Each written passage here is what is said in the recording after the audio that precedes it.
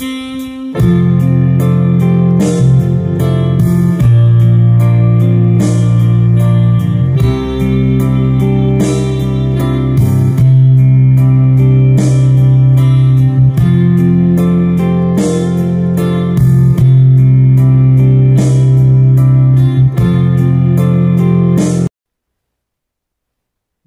sejahtera Allah yang melampaui segala akal, itulah yang memelihara hati dan pikiranmu di dalam Kristus Yesus Tuhan kita. Amin. Shalom bagi saudara dimanapun berada. Kita berjumpa dalam khotbah Minggu 13 setelah Trinitatis pada Minggu 11 September tahun 2022 yang menjadi khotbah kepada kita pada minggu ini tertulis dalam Matius 18 ayat 12 sampai ayatnya yang ke-14. Demikian pembacaan firman Tuhan. Perumpamaan tentang domba yang hilang. Bagaimana pendapatmu? Jika seorang mempunyai 100 ekor domba, dan seekor di antaranya sesat, tidakkah ia meninggalkan yang 99 ekor di pegunungan, dan pergi mencari yang sesat itu? Dan aku berkata kepadamu, sesungguhnya jika ia berhasil menemukannya, lebih besar kegembiraannya atas yang seekor itu daripada atas yang ke-99 ekor yang tidak sesat. Demikian juga Bapamu yang di surga tidak menghendaki supaya seorang pun dari anak-anaknya ini hilang. Demikian pembacaan firman Tuhan. Saudara-saudara terkasih dalam Tuhan Yesus Kristus, setiap orang tidak menginginkan kehilangan sesuatu yang amat berharga dalam kehidupannya. Apabila dia sedang menghadapi hal yang demikian, kehilangan sesuatu yang sangat dia cintai, yang sangat dia sayangi, tentu dia pasti berusaha mencari di mana sedang berada apa yang dicintainya. Kalau misalkan itu barang, dia pasti mencari barang tersebut di mana dia berada. Kalau seumpama yang dicintai itu, yang berharga dalam hidupnya itu seseorang, pasti dia mencari di mana kini keberadaannya. Orang akan berkorban mencari sesuatu yang sangat dicintainya. Dan suatu saat apabila dia tidak bisa menemukannya kembali, maka pada saat itulah seseorang merasa bersedih, merasa kehilangan, dan dia pasti membutuhkan waktu untuk bisa memulihkan rasa itu kembali. Dan ketika dia menemukan apa yang sedang dia cari, maka tentu itu merupakan kebahagiaan tersendiri. Kita bersuka cita, kita berbahagia, bahkan bisa saja kita merayakannya dengan cara kita sendiri, sehingga kita bisa menikmati kebahagiaan itu dengan sempurna. Saudara terkasih dalam Tuhan kita Yesus Kristus, khotbah kita pada minggu ini adalah percakapan perumpamaan Tuhan Yesus tentang domba yang hilang. Dalam Matius pasal 18 ayat 12 sampai 14 ini kita digambarkan tentang bagaimana kedekatan seorang gembala kepada domba-dombanya. Apabila dia mempunyai 100 domba dan ada satu yang hilang, maka pengembala akan meninggalkan yang 99 di gunung, dan dia mencari domba yang satu itu untuk ditemukan kembali. Saudara-saudara, tentu si pengembala tahu, sangat memahami bagaimana kondisi domba-dombanya. Dia memahami bagaimana kecenderungan domba-domba itu bisa terpisah dari kawanan domba yang lain. Tentu kalau kita lihat di awal khotbah ini tentang penyesatan di pasal 18 ayat 6 sampai 11, Tuhan Yesus menyadari bahwasanya kehidupan manusia itu akan ada pengaruh agar ia tersesat menjauh dari Tuhan. Itu makanya Tuhan Yesus sangat menyadari itu dan meminta agar segenap umat manusia dapat menyadari tentang penyesatan tersebut. Setiap orang bisa menyadari akan bahaya penyesatan yang akan mungkin terjadi kepada setiap orang di dalam kehidupannya. Saudara-saudara, mari kita bayangkan ketika ada seorang gembala mengembalakan domba-dombanya, berada dalam area di kondisi di tanah Israel misalnya, yang terdiri dari gurun pasir. Sangat sulit untuk menemukan rumput hijau sebagai makanan domba-domba tersebut. Dan ada gunung-gunung batu-batu yang kecenderungan itu membuat domba itu bisa memisahkan diri atau sedang tersesat, atau bisa saja karena keasikan, asik menemukan makanan, asik memakan sendiri, tidak menyadari rupanya dia sudah terpisah dari rombongan domba yang lain. Hal demikian tentu mengingatkan kita agar setiap kita bisa senantiasa setia dalam kawanan rombongan seperti domba-domba tadi. Kita tidak tergoda oleh hal-hal yang menyesatkan atau sedang memikirkan untuk memisahkan diri dari rombongan untuk menikmati kehidupan sendiri. Saudara-saudara, melalui khotbah kita hari ini, ada beberapa hal yang Tuhan mau inginkan di tengah-tengah kehidupan kita. Pertama, jangan mau disesatkan oleh dunia ini. Di awal khotbah ini, seperti kami sampaikan tadi, Tuhan Yesus sudah mengingatkan kepada murid-muridnya, dan bahkan ada peringatan keras. Barang siapa yang menyesatkan salah satu dari anak-anak kecil ini, yang percaya kepadaku, lebih baik baginya jika sebuah batu kilangan diikatkan pada lehernya, lalu ia ditenggelamkan dalam laut.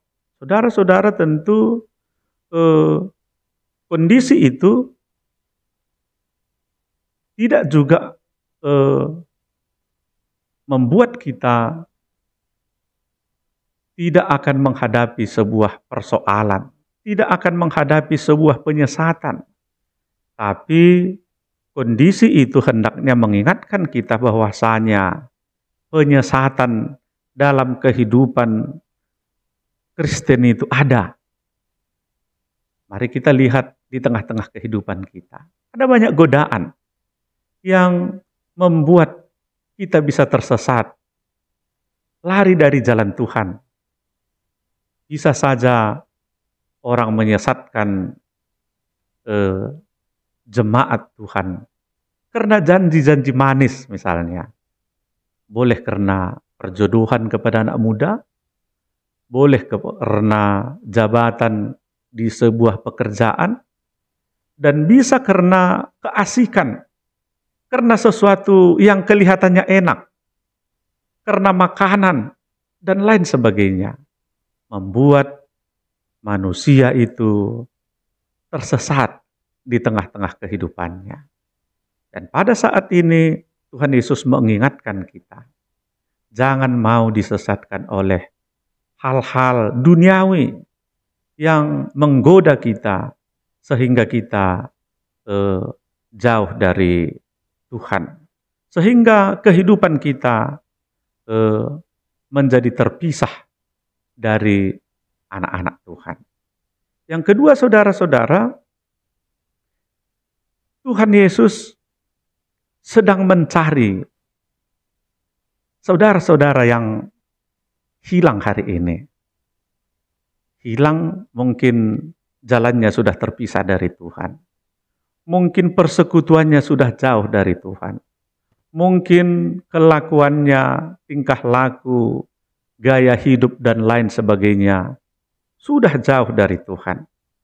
Pada hari ini Tuhan sedang mencari kita. Dan saudara-saudara, Tuhan sangat senang sekali ketika anak-anaknya menyadari rupanya jalannya sudah salah dan dia mau kembali kepada Tuhan. Itu sangat menyenangkan hati Tuhan. Kalau kita baca di Lukas pasal 15 ayat 11 sampai 32, yaitu perumpamaan tentang anak yang hilang. Anak yang sedang mencari jalan kehidupannya sendiri, terpisah dengan orang tuanya, meminta harta orang tuanya, berpoya-poya, menemukan kebahagiaan semu. Tapi pada akhirnya dia merasakan hal yang tidak pernah dibayangkan sebelumnya, yaitu kesengsaraan.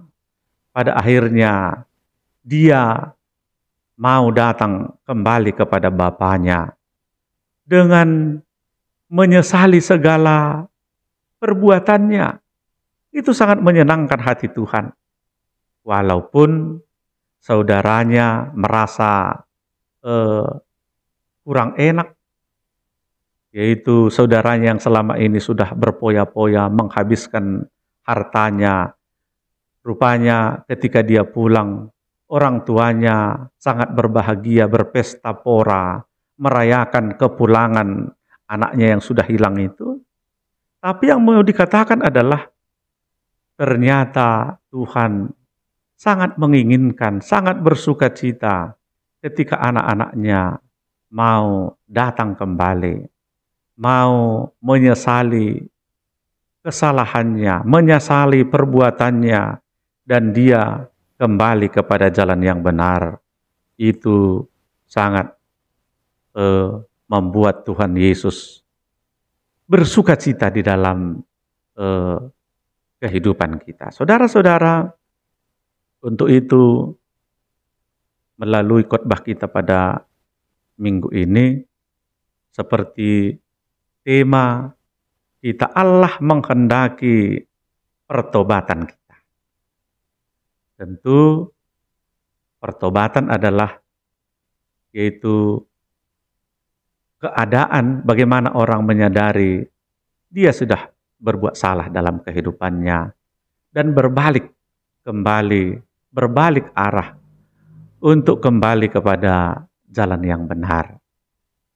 Saudara-saudara,